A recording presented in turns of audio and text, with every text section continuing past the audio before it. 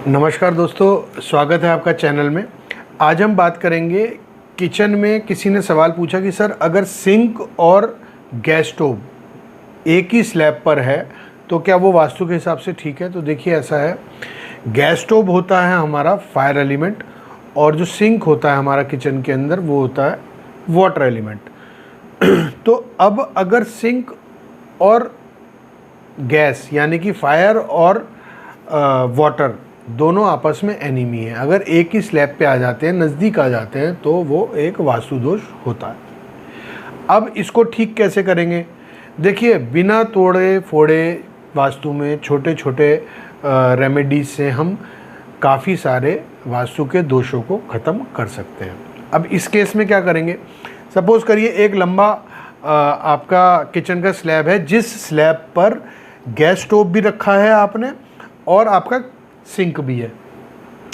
तो अगर दोनों एक ही स्लैब पे हैं तो या तो आप बीच में कोई बड़ा बर्तन रख दीजिए, कोई बड़ा बर्तन जो दोनों के बीच में एक हर्डल या रुकावट पैदा करे ताकि अग्नि पानी को और पानी अग्नि को ना देख पाए।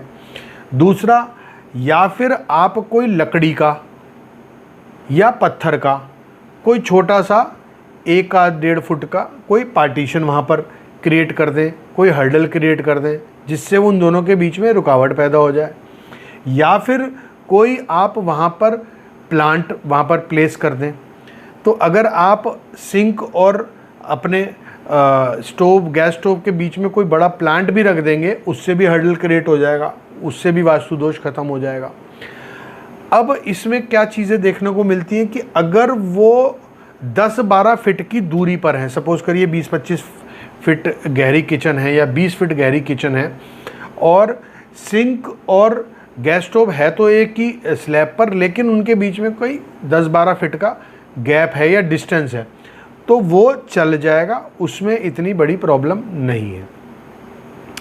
अब दूसरी चीज़ आती है कि भाई अगर एल शेप हमारा स्लैब है किचन के अंदर वास्तु के हिसाब से, फिर अगर हम देखते हैं कि अगर एल शेप है तो ईस्ट की वॉल पर, ईस्ट के स्लैब पर आपने अगर गैस स्टोव रख दिया और नॉर्थ की वॉल पर अगर आपने सिंक लगा दिया तो वो वास्तु के हिसाब से ठीक हो गया, कोई प्रॉब्लम नहीं है ना।